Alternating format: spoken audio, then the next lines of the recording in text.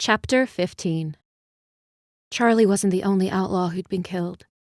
Gus had come out of the soddy across the street, red-faced and yelling that the posse had gotten Colin. Whoever that was. Good riddance, Dinah thought. Her nails dug into the sill, tears stinging her eyes as she stood at the window. Morris lay in the dusty street, his dead horse beside him. He had a family, kids he wouldn't go home to. Dinah's chest squeezed with an awful ache. Who else had been killed? Had Lawrence made it out? Was he even here? She hadn't seen him. Remy sat in the sand, holding Charlie in his arms. Tears ran down his cheeks, his lip quivering and his eyes glaring east. Donnie stood at his shoulder with his fists clenched at his sides. "I'm gonna kill him," Donnie fumed. "I'll make him wish he was never born." Dinah. She turned from the window. Dr. Hart waved her toward the back door. In his grief, Tony had gone to Cullen and left the two of them unguarded. Dinah took a step, and fiery pain shot up her leg. She bit her lip to keep from crying out. Dr. Hart hurried to catch her as she swayed. The room spun, her body aching and clammy with fever. "You go, Dr. Hart," she croaked. "I'll slow you down." Her brow furrowed. "I'm not leaving you here with these animals. And please, call me Jill." Too dizzy to argue, Dinah draped her arm over the doctor's shoulders and limped toward the door. "It's 2 miles to Beaver, where they took me from," said Jill, her voice just above a whisper. "We can get help there." Quietly, she turned the handle and pulled open the door. It creaked, and Dinah cringed. She cast an anxious glance over her shoulder as Jill bent to pick up her bag of tools and medicines. She'd left her father's hat at the end of the bed. "Wait, I forgot my—" "There's no time, we have to hurry." Jill guided her out the door, and Dinah gasped. There stood Remy and Donnie. Remy shook with fury, his mouth twisting and nostrils flaring. "You want out of here?" he snarled. Dinah's heart hammered as she stared at him. He seized her arm and tore her from Jill. Her leg gave with a jolt of pain, and Remy threw her to the ground. Dinah grimaced as her palms scraped against the sand. She flipped over, chest heaving as she scrambled backward. Donnie tried to grab Jill, but she swung her bag of supplies and smacked him square in the head. Remy drew his knife, stalking toward Dinah as she crawled away. "I'll send you straight to your papa." Her back hit the wall of the soddy. There was nowhere to go. Jill yelped as Donnie ripped the bag from her hands and tossed it out of reach. Dinah's fingers curled into the sand, her burning leg heavy as lead. Remy stooped over her with bared teeth and a fiendish gleam in his eyes. She couldn't stop him, couldn't save Jill, not without her Colt. But she wasn't going down without a fight. Remy reached for her, and Dinah flung a fistful of sand into his face. He sprang back with a cry, his free hand flying to his eyes. A man in a black coat stormed past her, and she glanced up in surprise. Joseph! He tackled Remy to the ground, and she stared open-mouthed as he started beating the living daylights out of him. Remy squealed like a stuck pig, fighting to reach the knife that had fallen from his hand, but Joseph had him pinned, pounding his face with his fist. She'd never seen Joseph so savage, so enraged. It would have frightened her if she wasn't so relieved. Donnie stomped toward him, and Jill went for her bag. Joseph had no idea he was coming. "I've got to do something." Spotting a shovel propped against the wall beside her, Dinah grabbed the handle and struggled to her feet. She limped up behind Donnie, gritted her teeth, and swung as hard as she could. The shovel clanged into his back and he fell to his knees. "Enough!" rumbled a voice that turned her blood cold. Joseph's raised fist froze, and he looked over his shoulder. Dinah followed his gaze. Sal and Marcus stood by the open door. "The next man who throws a punch doesn't get the rest of his share," Sal threatened. Slowly, Joseph lowered his fist and got to his feet. Blood poured from Remy's nose, running into his mouth as he sat up and spluttered. "Gray attacked me!" "Must have had a reason," Marcus grunted. Remy scowled and swiped the back of his hand under his nose. "The women tried to escape and we stopped them." "You had more than that in mind," Joseph growled. "Enough," Sal said again, less patiently this time. "We have horses to catch." Groaning, Donnie dragged himself upright, His hand pressed to his back. Sal's black eyes met Dinah's, her shaking hand still gripping the shovel. "Marcus, keep an eye on this one." Dinah sat at a little round table in the middle of the room, staring into the tin cup Jill had put in front of her, watching the water's shifting, reflective surface. What now? They'd had their chance. She doubted there'd be another.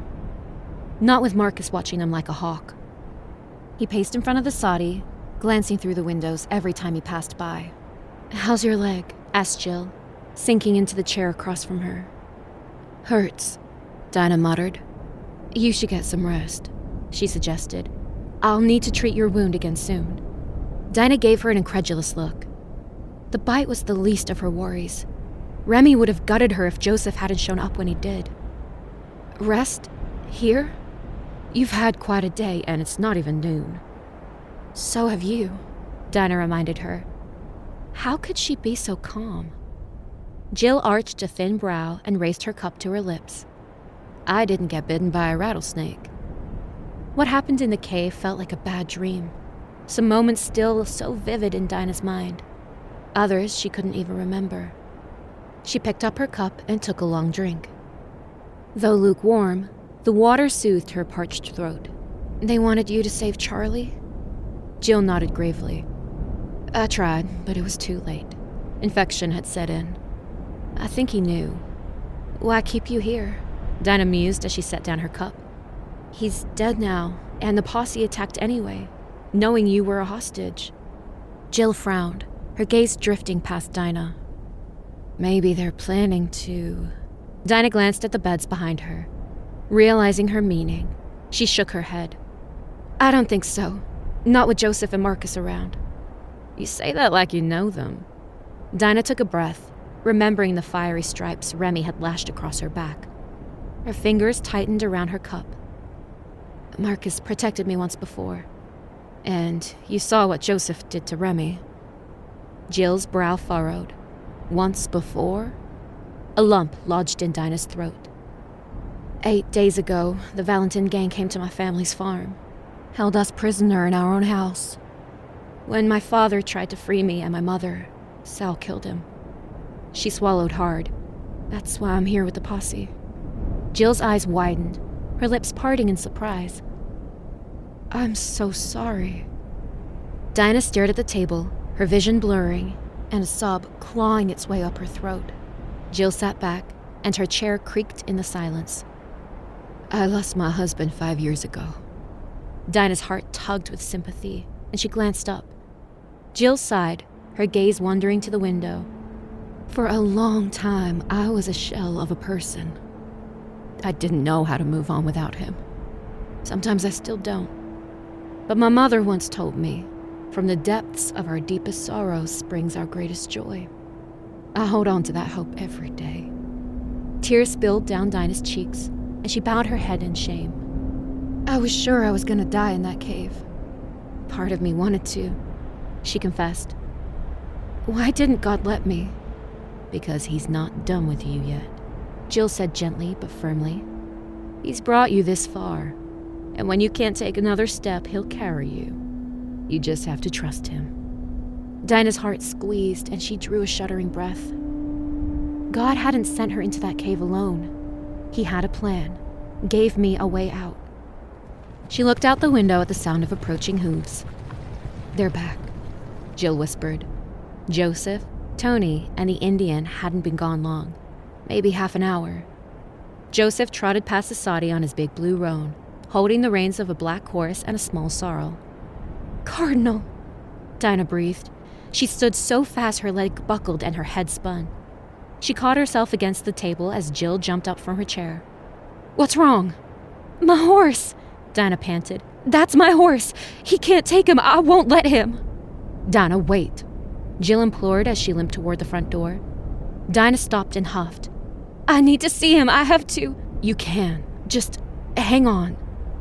Jill strode to the back door and picked up the shovel Dinah had left leaning against the wall. She laid it on the table and went to her bag of supplies. Dinah's brow furrowed. "What are you doing?" "Your leg can't bear much weight yet. It'll take some time to recover its strength." Jill explained. Until then, you'll need to use a walking stick. Dinah hated the idea, but she knew better than to refuse. Carrying a stick would be less humiliating than falling on her face. Jill pulled a bone saw out of her bag and returned to the table. She nodded at the shovel's long wooden shaft. Hold this still, will you? Dinah did as she asked, keeping a firm grip on the handle as Jill started sawing. Marcus is gonna hear that. Jill shrugged. We have nothing to hide. The front door burst open, right on cue. What's going on in here? Marcus growled as he stormed inside. Jill paused her sawing and looked up at him. Dinah's having trouble getting around on her own, so I'm turning the shovel into a walking stick. He raised a skeptical brow. That's so. Dinah gestured to her injured leg. Do I look like I'm going anywhere? I just want to see my horse. That what you told Remy? She heaved a frustrated sigh. Watch me. Follow me if you want. I don't care. Jill resumed sawing, and Marcus crossed his arms. Dinah turned her back to him again, holding the shovel in place as the teeth scraped back and forth. Nervously, she glanced over her shoulder, his dark eyes studying her with suspicion. She didn't know what to make of him. He seemed so cold, so stern. Had he taken pity on her the day he'd stopped Remy from beating her? Or had he seized an opportunity to lash out at someone he hated? He sure didn't care that Remy's face had been beaten to a pulp. The shovel blade clanged onto the floor, and Dinah jumped, startled from her thoughts. There, said Jill. That should do just fine. Dinah lifted the shaft from the table and put the sawed-off end on the ground. It was nice and sturdy, not too heavy. Thank you. Jill nodded and put a proud hand on her hip. I always take care of my patients. Dinah mustered a smile and limped toward the open door. Don't try nothing, Marcus warned, trailing behind her. Sal won't be so merciful a second time. She stopped in the doorway and glared up at him. Merciful? Is that what you call it? Wheels rattled outside, and he pointed toward the street. You see them? Gus was pushing a cart past the soddy, a cart carrying 2 bodies. Flint and Donovan. Dinah gasped, her stomach turning as the cart rolled by. That should be you, Marcus said. Keep running that mouth of yours and it will be. She swallowed. Already the posse had lost 3 members, and Marshall Tupper had been shot. They couldn't possibly take on the gang now, not without help. Dinah gazed at the saloon across the way, the empty town, still and silent in the aftermath of the gunfight. Is Sal in there? Her heartbeat quickened as she ventured into the street. She turned left and hobbled toward the stable yard, her leg throbbing and her stomach growling. A glance at the sky told her it was almost noon. She had food in her saddlebags. Maybe she could get a can. One for Jill, too. Dinah looked over her shoulder. Marcus stood outside, watching her every move.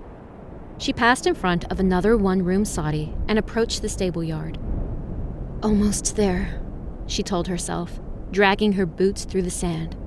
Almost there. Joseph latched the paddock gate behind him. He'd just turned his stallion out with the rest of the horses. The Indian was with him. Cardinal whickered a greeting when he spotted her. His reins looped over the fence rail. Low as her spirits were, Dinah couldn't help but smile. Hey, boy, it's good to see you, too. What do you think you're doing? Joseph demanded, striding toward her. She squared her shoulders and raised her chin, with as much dignity as she could muster. Funny. That's what I was going to ask you. He stopped and rested his hands on his belt. Her father's Colt still tucked next to his left holster. We're leaving soon, and you ain't in no shape to walk to Beaver. Dinah gaped at him. She couldn't believe her ears. Sal's letting me go? He shrugged. No reason to keep you. Her brow furrowed. Marcus had made no mention of that. Something didn't seem right. You've talked to him? Joseph clenched his jaw, the tails of his black coat stirring in the breeze. Not yet. Dinah's eyes widened. He decided to let her go. Not Sal. Gratitude sparked in her, and she immediately stamped it out, grinding it under the heel of her hatred. I don't understand. Why are you helping me? Joseph sighed and looked away. He seemed so miserable, so tortured. Dinah couldn't reconcile the man standing before her, the man who'd saved her life, with the monster who'd shot Marshall Tupper, who'd robbed her family and caused her father's death. "Why haven't you left?" she asked. "Why stay with him?" Joseph glared at the ground. "You wouldn't understand." "You're right, I don't," Dinah said. "You're not like him. He enjoys killing, revels in ruining people and leaving them with nothing." She swallowed hard, straining to speak past the lump burning in her throat. "But when I look at you, I see a killer who doesn't want to be." His gaze met hers, searching, longing. "Is that all you see?" She stared at him, caught off guard by the question, tongue-tied by the look in his eyes.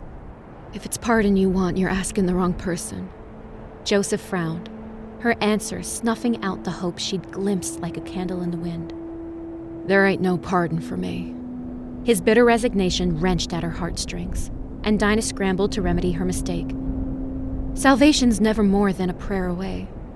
"You trying to save my soul, Miss Hance?" he scoffed. "Don't bother. I've heard it all before." She bristled at the mockery in his voice. Why had she bothered? "Joseph!" Panic jolted through her as Joseph glanced over her shoulder. "Sal." Heart pounding, Dinah turned and saw him standing outside the saloon. How long had he been watching them? "A word," Sal said. He looked displeased. Dread gripped her as Joseph trudged toward him, her hopes of escape dwindling. Sal wouldn't let her go. He had no compassion in his heart, only cruelty. Dinah recalled the cart rolling past her. How callously Flint's body had been thrown over Donovan's. Like they were refuse. Her knuckles turned white as she clung to her walking stick, her body trembling with a sensation she couldn't shake. It felt like doom. Dinah sat by the window, watching nightfall, the curtains fluttering in a balmy breeze. She and Jill had been left alone all day, Tony standing guard in front of the soddy. He hadn't spoken a word to them, though he'd done plenty of pacing and muttering to himself. Thunder rumbled in the distance as she tapped her boot on the floor. Why haven't they left yet? What are they waiting for? Should she try to sneak out again? Use the darkness as cover? If she could get to Cardinal, she and Jill could ride to Beaver and find Lawrence. He had to be there. According to Jill, there wasn't another town for miles around. A shadowy figure strode toward the soddy. Dinah sat up in her chair. Joseph. Heart thumping, she scooted out of sight. "What is it?" Jill whispered from her seat at the table. Dinah held a finger to her lips and leaned toward the window to listen. "It's time," Joseph said. "Sal told us to saddle up." "What about the women?" Tony asked. "We're leaving the dock." "And the girl?" A pause. Dinah swallowed. "Sal wants her gone," Joseph muttered. "Gone? You mean?" "Yeah."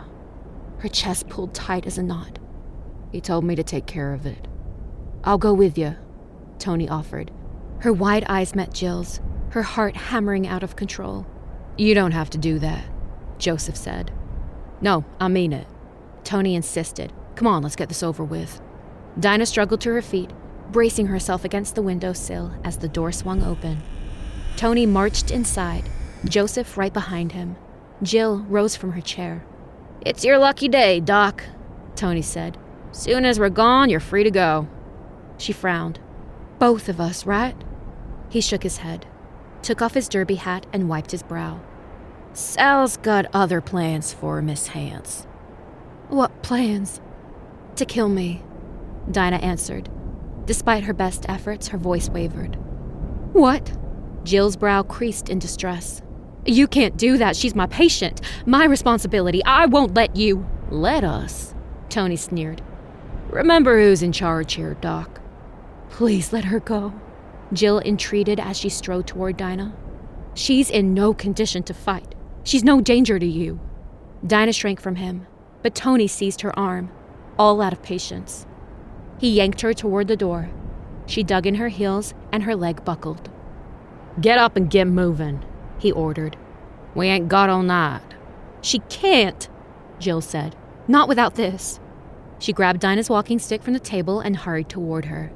Tony whipped out his revolver and aimed it at her face. "Stop right there." he warned. "Give that to Joseph." Jill swallowed and grudgingly handed over the stick. "Don't do this," she whispered to Joseph. "You care for her. I know you do." "That's enough out of you," Tony threatened. "Let's go, Joseph." He jerked Dinah to her feet and dragged her out the door. The wide legs of her skirt snapped in the blustery wind, her hair flying across her face. "Get it over with," she growled. "Why wait?" His fingers dug into her arm as he pulled her close. Too close. "Not in front of the doc. We ain't stupid." Joseph joined them outside, and as he passed Dinah the walking stick, his eyes met hers. Silently, she pleaded with him. He didn't want this. Sinner that he was, Sal hadn't killed the good in him completely. Joseph turned away. "Rick," Tony called to the man who'd just stepped out of the saloon. "Watch the dock till we get back." Jill stood in the open doorway with her hand over her heart. "Go on," Tony grumbled, pushing Dinah forward. As she trudged past the saloon, she spied an unmistakable silhouette in the lamplit window. The spark of a cigarette ignited Sal's black eyes and sent a chill down her spine. A raindrop plopped onto the brim of her hat, her pulse pounding. If only she had her Colt. She'd point it at his smug face and pull the trigger. That would get her shot full of holes. But it'd be a better end than this. Walking to her own slaughter. A steady drizzle was falling by the time they reached the stable yard. Cardinal and Joseph's blue roan had already been saddled. Remy and Donnie cinching up their horses farther down the fence as Gus brought a Belgian draft out of the paddock. "Mount up," Tony said. He shoved her toward Cardinal, and she stumbled, planting her stick in the sand to keep herself upright. Dinah surveyed her old saddle and the empty scabbard. Someone had taken her rifle. Of course they had. Scowling, she stuffed her stick into the scabbard and looked down at the stirrup. As easy as it was for her to mount a horse as small as Cardinal, Dinah didn't know if her injured leg could support her weight. She limped to the fence, unwrapped the reins, and looped them around Cardinal's rain-slicked neck. Gripping the horn, she drew a deep breath, lifted her leg, and searing pain stabbed her right calf. Dinah clenched her teeth and lowered her leg with a shaky exhale. She'd walked less than 100 yards down the street, but the effort had exhausted her.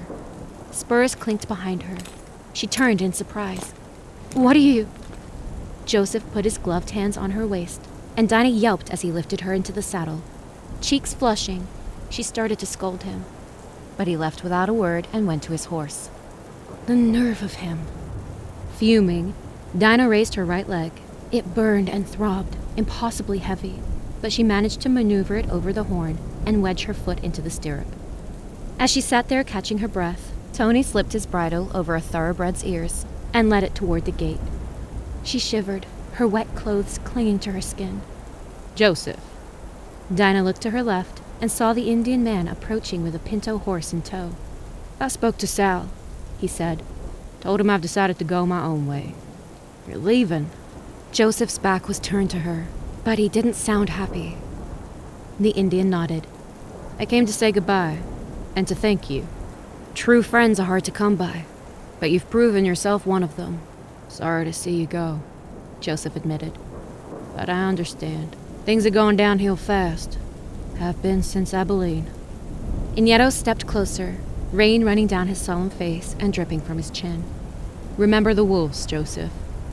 Don't betray yourself for anyone, not even Sal."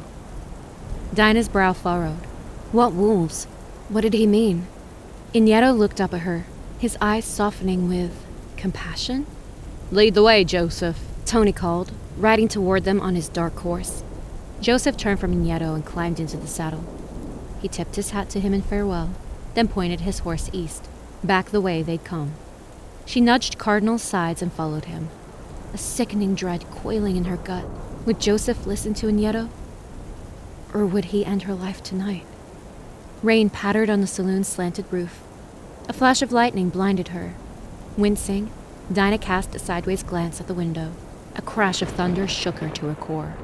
Sal had vanished. Jagged forks jumped from cloud to cloud, plunged from the sky and struck a black horizon. Dinah pressed a hand to the crown of her hat, the howling wind blowing rain into her eyes and soaking her to the bone. Cardinal danced under her as they rode east across the dunes. "What about there?" Tony shouted above the downpour. "That's as good a place as any." She glanced over her shoulder, following his pointed finger north to a lonely tree in the wilderness. Terror seized her. Were they going to hang her? "No," Joseph yelled back. "Come on, Joseph, we've wandered long enough," Tony complained. Joseph turned his horse north and started down the steep slope. Cardinal followed close behind him.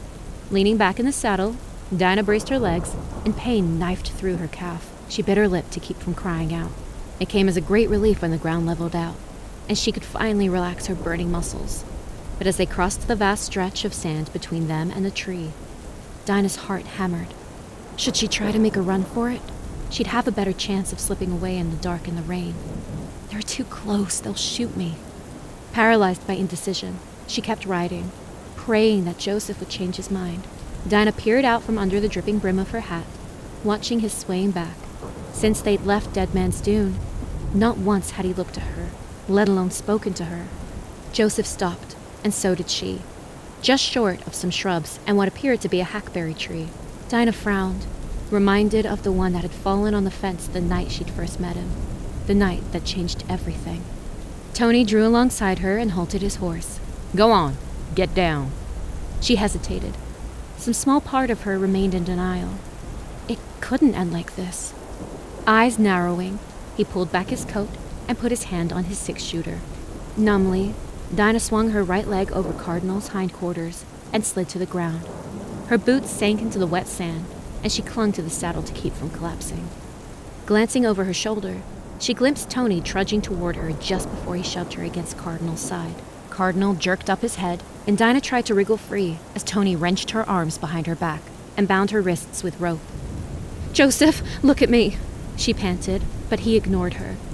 Tears of frustration stung her eyes. Tony gripped her elbow and yanked her away from Cardinal. "Look at me!" Dinah screamed as Tony dragged her past him. A violent gust of wind ripped her father's hat from her head. It snagged on a shrub, mocking her as Tony hauled her to the base of the hackberry tree, whose gnarled arms reached toward the roiling heavens. He forced her back against its knobby trunk and wrapped the rest of the rope around it, tying her in place. "All right, Joseph," he said. "She's all yours." He stepped away, and Dinah threw herself against the rope, twisting and straining and rubbing her wrists raw. Slowly, Joseph walked toward her. He drew his revolver from his right hip, and her shoulders slumped into defeat. "Don't do this, Joseph," she pleaded. "Not after everything." "Shut up," Tony growled. Joseph stopped 10 feet from her and raised his bowed head, his anguished gaze finally meeting hers. So this is Sal's punishment, she thought. For him and me. He clenched his jaw, aimed the revolver at her heart, and pulled back the hammer. Lightning streaked behind him, time slowing to a crawl. Never had Dinah been so aware of everything. Her nails digging into the bark, the flattened curls clinging to her cheeks, the thumping in her chest.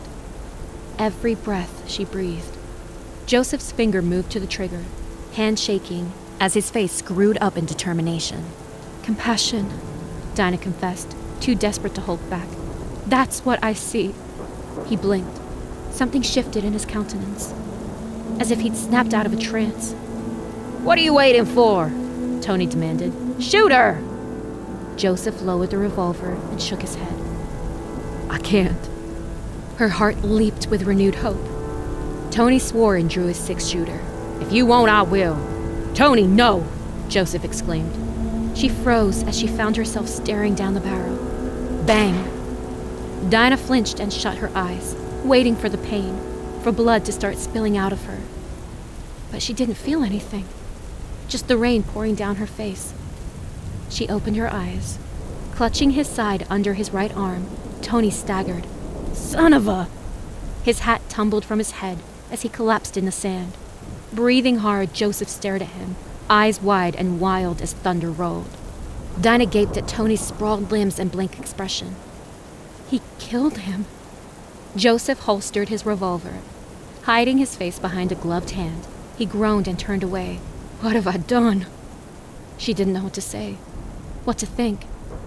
"Joseph," He looked at her as if surprised, then strode toward her in a hurry. It seemed that, in his distress, he'd forgotten he needed to free her. Joseph unsheathed his knife, stepped behind her, and cut the rope tied around the tree. The tension stressing her back and shoulders released, and Dinah sighed in relief. "Hold still," he said, slipping the blade between her skin and the binding on her wrists. She didn't move a muscle, trusting his gentle precision, trusting him more than she'd ever thought possible. The rope dropped to the ground. Free at last, she massaged her aching wrists. "You all right?" Joseph asked as he sheathed his knife. "Fine," she almost replied out of habit. But she wasn't fine. She'd nearly died, and he saved her life. Again. A simple thank you didn't suffice. Dinah raised her eyes to his, her stomach turning somersaults. Would he shrink from her? Push her away? Before she could change her mind, Dinah stepped forward and threw her arms around him. Joseph stiffened, and she panicked. "I shouldn't have." Strong arms embraced her. Tears sprang to Dinah's eyes as she buried her face in his shoulder, and he drew her closer. It didn't seem at all wrong or strange. It felt right. How nice it was to be held, to feel so small and safe. A strangled sob escaped her, everything she'd bottled up inside bursting forth like a broken dam. His hand moved up from the middle of her back, crushing her against him as he bowed his head. "I'm sorry," he said, his voice muffled by her hair. "I'm so sorry." He released a shuddering breath, and Dinah clung to him with every ounce of strength she had left. Maybe, she thought, he needed this as much as she did. The rain lightened, the wailing wind quieting to a murmur. She didn't want to let go, but she knew she couldn't stay like this forever. Dinah sniffed and reluctantly withdrew, wiping away the last of her tears. "I'm okay, thanks to you." "Don't thank me. I'm the one who brought you here in the first place." Joseph sighed and gazed out at the dunes. He looked lost, afraid. "I can't go back to him now." "What are you gonna do?" she asked. He stared into the darkness, his pensive frown deepening. Dinah's brow furrowed, and she followed his gaze. "What is it?" "Someone's coming."